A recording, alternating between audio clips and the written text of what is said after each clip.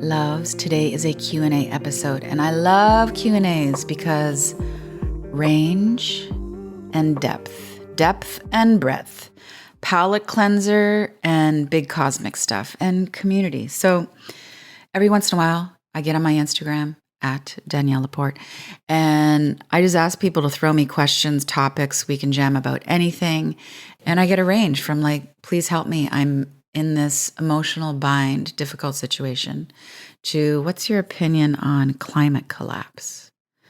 So let's just go to all the places together. I can always depend on Rachel to ask me not just one deeply penetrating, provocative question, but many, all in one fell swoop. So I love when it's Q&A time with Rachel. What you think about all the things: climate collapse, grandchildren, fertility in the future, and water. Okay, let's go there. Climate collapse.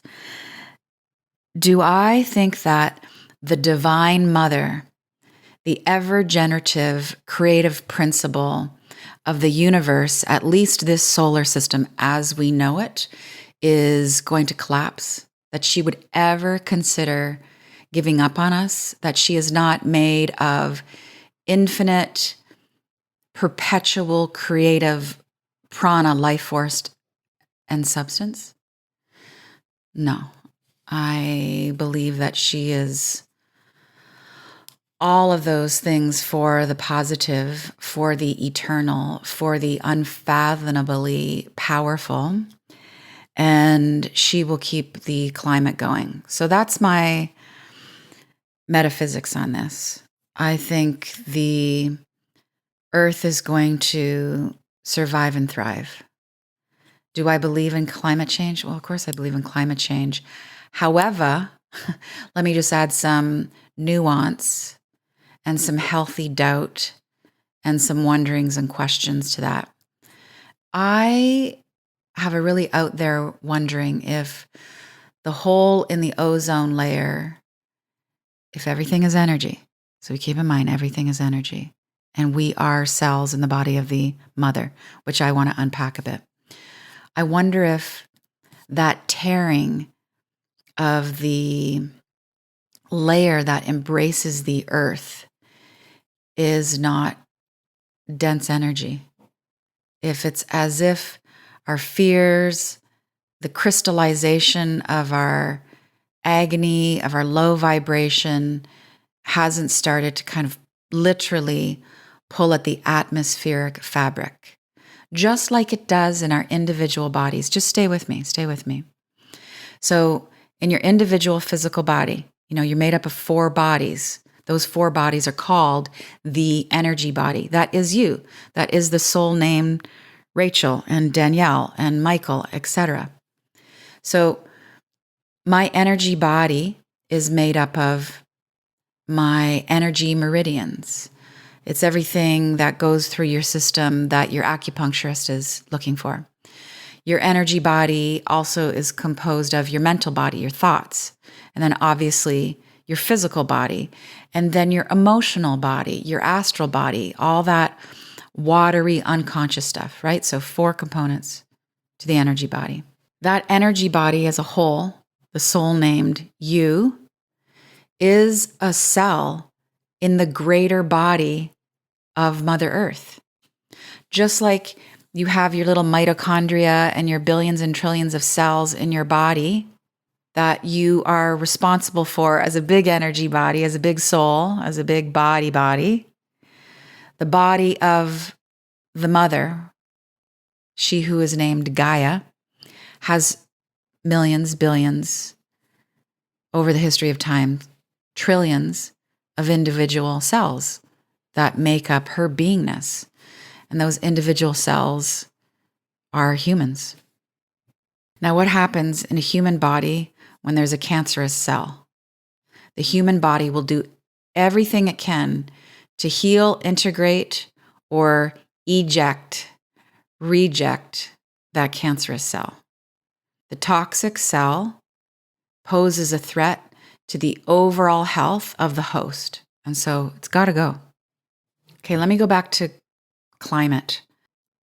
I think the climate, the environment in this context is going to be okay. I think the mother has all the capacities to repair, to transmute, to restore, to get back into balance. I mean, look at what happened 4 years ago with all the slamdemic stuff where there was the ridiculousness of lockdowns. Some of it seemed to make sense at the beginning, became really clear that it was entirely absurd. But in that lockdown period, which I personally loved, oh my God, 3 months to just chill, no obligation to socialize, just hanging out with my kid, loved it. But what did we see? Grass got greener and fields grew, pollution abated. There was a story about dolphins being spotted in Venice canals, all those kinds of things. Look how quickly rejuvenation happened within the ecosystem. Air, fire, ether, water, the plant kingdom all just said, thank you, we're here, we're life. You give us space and we bounce back. Our bodies also have that capacity when we give them rest, love, space, attention. Okay, back to climate. I think it's all restorable. I think the, quote, toxic cells that are humans, that are part of the body of Mother Earth, that live on the earth because of Gaia, I think there's some karma to contend with. I think we are going through a deep, extensive cleansing, whether that's happening through forest fires or illnesses, or even in many people's choices to take their lives. We feel that darkness rising to the surface in the collective psyche. And my observation is there's more loss of life happening in the plant, human, and animal kingdom. Maybe I'm wrong. Someone wants to send me the data. I mean, I can look at what I see in the media, which I believe to be mostly fear-mongering for the purposes of population, psychic control, and making money. Just follow the money. But I can observe it with what I think is truthful reporting, journalism, citizen journalism, and I see a greater loss of life happening in my own little world, hearing about teenagers in our community committing suicide, more accidental overdoses, heart attacks with otherwise young, healthy people. How many people do you know who are dealing with cancer right now? Probably too many. Deforestation, farmlands being turned into subdivisions, endangered species lists, animal extinction. The loss of real vegetables, vegetables that are grown in fecund, rich, nutrient-dense soil under the sun. Actual vitamin D as the nutrient that's growing the vegetables that we consume. This hothouse fervor, ridiculous. I can go back to my home county, Essex County in Ontario, Leamington, Kingsville. It's acres and acres of kilometer-long hothouses that are, first of all, creating light pollution. So they're operating 24/7, totally unnatural. Vegetables being sprayed with frankenjuice by robots under hydroponic fluorescent lights 24/7. Nobody can convince me. In fact, the science is there that this is not as nutrient dense and good for us as things grown in the ground with sunlight. Is it going to lead to a collapse? Let's go back to looking at us as cells in the body of the mother. Is what's happening in your life going to lead to a collapse? No, I hope not. You're doing all the work to regulate your nervous system, to live a life of goodwill, to be in harmony with all of the elements. You're aware that your life is because of, from, in honor of, for all of the elements. Are you going to collapse? No. You're sturdy. You're living a heart-centered life. And we have heart-centered people alive and well and innovating in legion. whilst we have a lot of toxicity and darkness in the human psyche and in the atmosphere. I actually think, this is a bit of a sidebar, but I think a more effectual term other than climate change, which doesn't feel that urgent, does it? Climate change and climate collapse, that feels just neurotic fear-mongering, is pollution, right? People can wrap their heads around pollution and they can see the connection between what they're bringing home from the grocery store and the garbage on the streets or what's being dumped into the river. I don't know. I also feel like pollution puts the responsibility more in human hands. It has you think more about who is actually polluting this alleyway and this causeway and the oceans. Oh, it's the big corporations and it's me and it's oil and it's big pharma and. So I prefer pollution.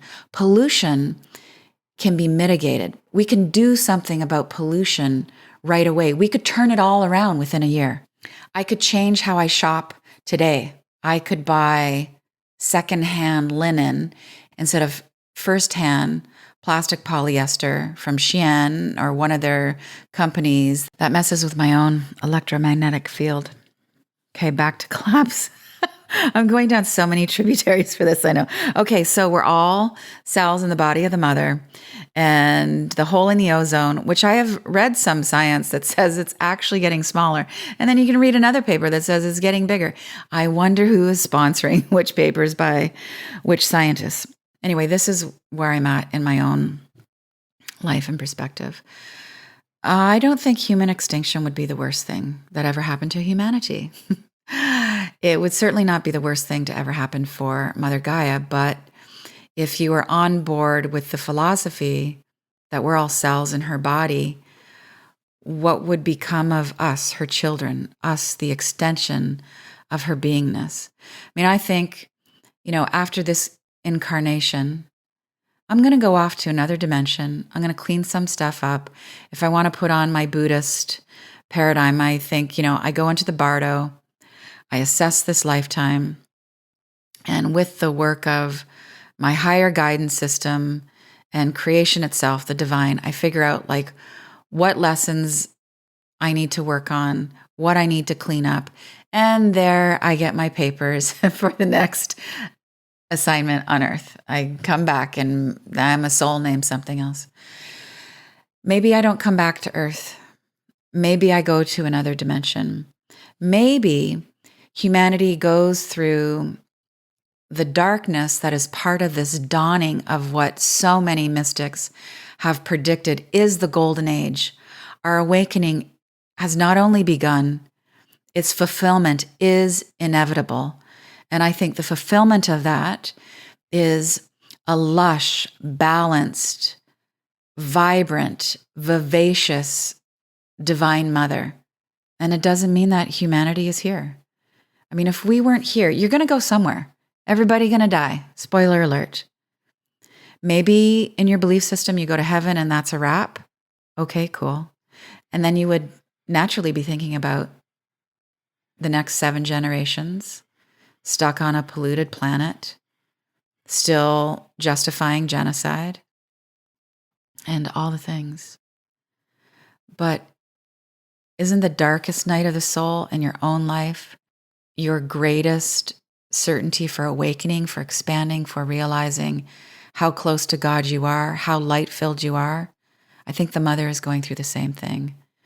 I think Gaia, the being we know, the being we call Gaia, is in the midst of her own dark night, and it will only lead to abundance and vitality.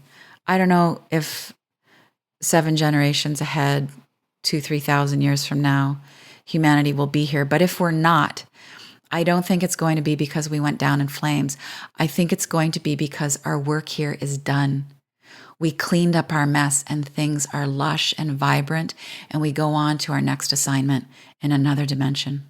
And that is what I think about climate collapse. Woo, Rachel putting me to the test. So then the next question from Rachel was grandchildren, question mark. I'm so excited to have grandchildren. I can't wait to rock my babies. I want to take care of my babies.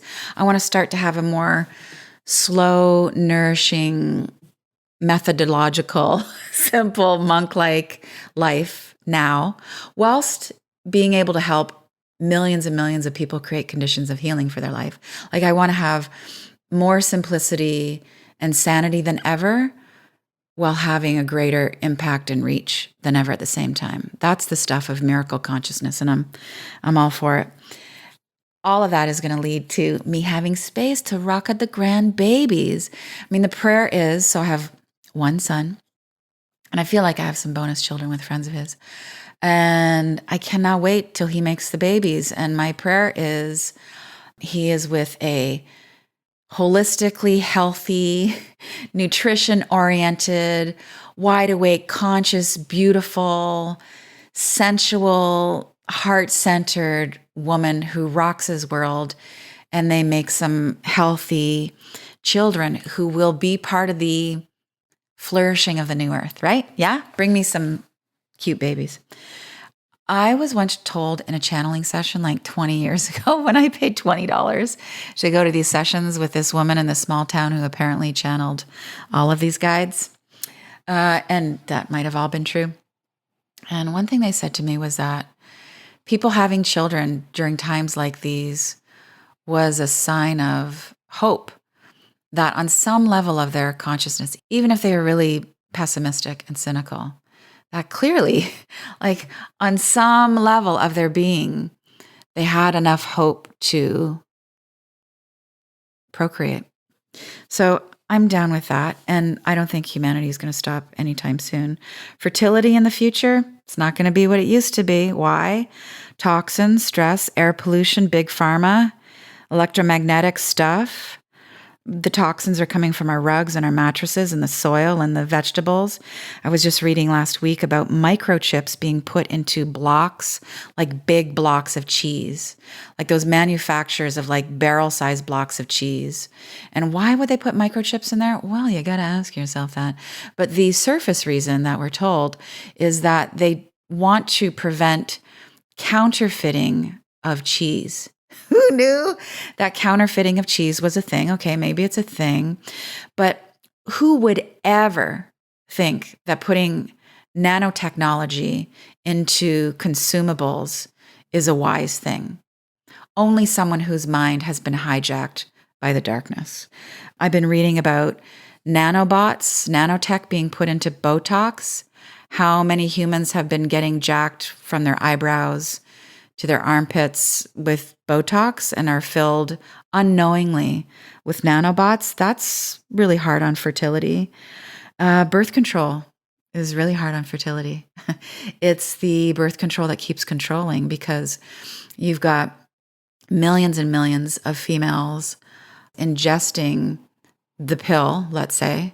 Actually, if you really want to get down with this, you should watch a documentary called The Business of Birth Control. It will have you look at females and the whole big pharma system and the power and the intelligence of your body in a very different way. But you have so many women who are taking the pill. You urinate out the chemicals that are helping you to not get pregnant, regulate your hormones. And where does that urine go? It goes into the water table. Who consumes that? Everybody. So it's messing with everybody's hormones, including men, which is affecting the sperm count.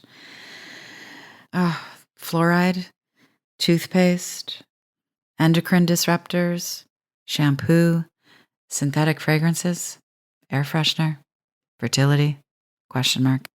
So, what's a procreator to do? What's a human to do? I can only speak about my life. I am trying to not buy things that are made in a factory. That's hard. It's difficult. More farmers markets. There's very, very little that I can get at a drugstore or a conventional grocery store. I just don't trust most of it. Like maybe I'll walk in to like get a new toothbrush, but I'd really prefer to get the bamboo thing or So I have no car. I am trying to shop secondhand. I'm really imperfect at it, but I'm doing a better job than I was 3 or 4 years ago. I'm wearing more linen. If you haven't already subscribed to my free newsletter called Sacred Weekends, comes out 2 Fridays a month. I did an issue on the vibration of fabric. It's been tested. There's actually some science around this. What happens to your energy field when you wear natural fabrics like organic cotton or linen, higher vibe, versus when you wear the plastic stuff, which has got to get into your skin. I mean, really, you think that the plastic particles, the rubberized stuff, chemicalized stuff that's in the gusset of your underwear is not going to make it into your bloodstream? I'm just like using coconut oil to get my mascara off these days. And yes, I wear mascara, so don't anybody send me mail saying, yeah, if you really wanted to be natural, you wouldn't even wear mascara. One time I posted something on Instagram. Hey, look, this empty bag of potato chips can be used as a garbage bag. I was so proud of the fact that I haven't actually purchased kitchen garbage bags in like many, many, many, many years. And somebody commented and said, if you were really an environmentalist, you'd be making your own potato chips. Okay, I'll get right on the deep fryer. Switching gears, let's go to water. What do I think about water? I think sound healing and water are going to be two of the hallmarks of the age of Aquarius that we are in. I'm super stoked to learn more about water structure. Again, with my healthy cynicism, I don't trust any water from anywhere pretty much at all. I travel with the travel size, the mini Berkey filter. And I use that in hotel rooms. I've got a Berkey filter. I have a Soma Vedic. I believe in the technology of this little saucer that helps structure water. My Soma Vedic sits under my Berkey filter. I would rather go thirsty if I'm out and about than drink water from a plastic bottle that's full of particulate and has been sitting around for potentially years, and who knows if it was even purified when it got put into the bottle. I will never forget my time in India when I saw someone at the back of a restaurant with a hose filling up plastic water bottles and then bringing them into the hotel to sell.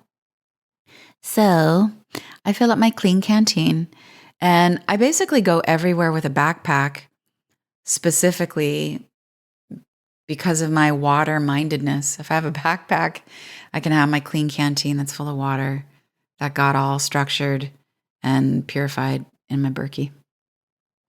Wait, let me put a bow on the question from Rachel. By the way, Rachel, I love you. I love that you're in our inner circle community, and I just really dig how you're showing up to be of service and help women expand into their abundance consciousness. And I love your questions. Keep asking me questions. But here's the bow. Timelines, karma, hope, the power of hope. Maybe you've heard me say this before. I feel like a big part of my spiritual work is to vivify, to hold, to create beautiful visions of the future, to see and put faith in beautiful visions of the future. It regulates my nervous system. It has me be way more fun to be around. And it's my contribution to the future to remain hopeful. Humanity or no humanity, I have ultimate faith that we're headed home together. Next question, please. Okay, this is from Carrie. She says, I get a lot of anxiety when I have something good on the horizon. Do you have tools to deal with that? Yes. I have tools and I have a theory around this. The light brings the shadow. Where there is light, there is shadow. Where there is consciousness, there is unconsciousness. Where there is left, there is right. There is duality, right? So expansion creates a reaction, a counter reaction of contraction, right? Force and anti-force.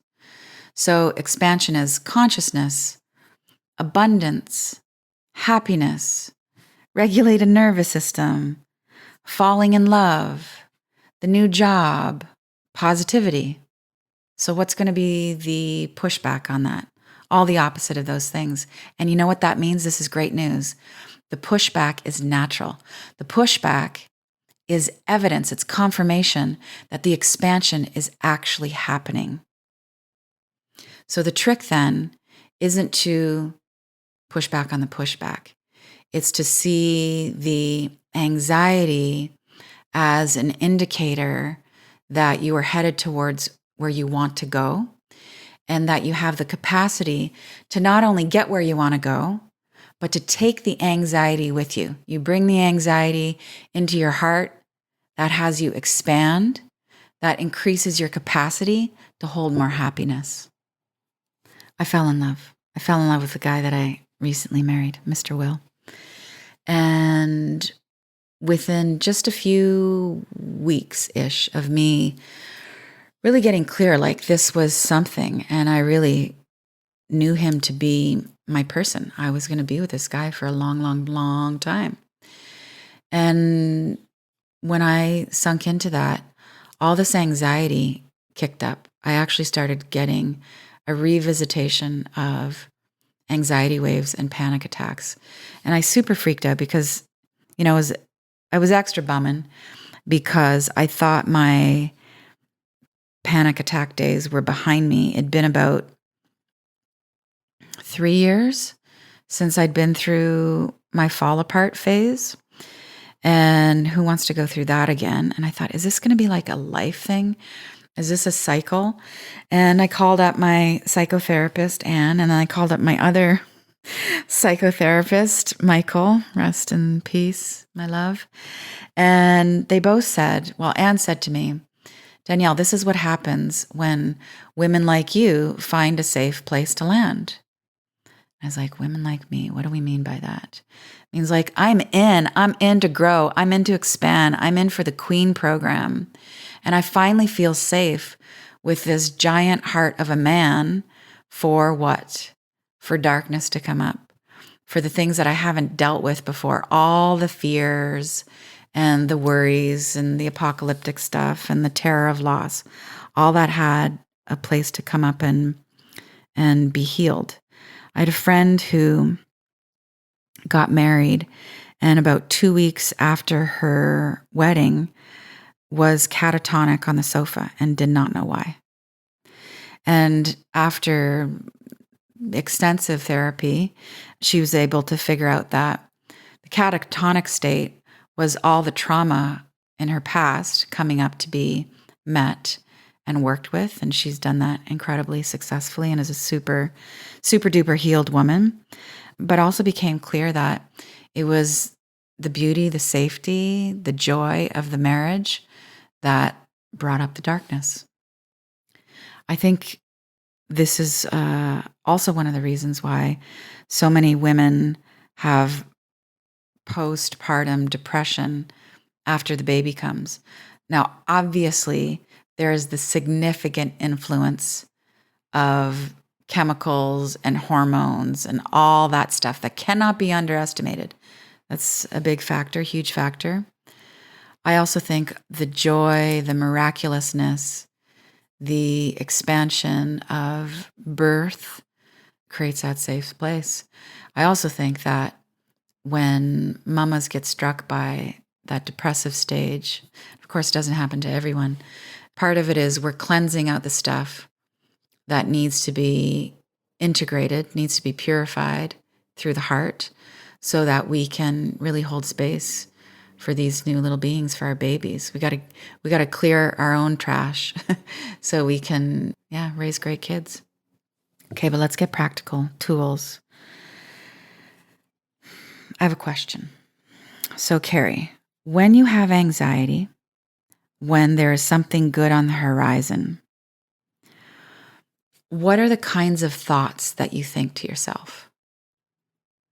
Is it things like, I'm going to blow it, I'm going to lose it again?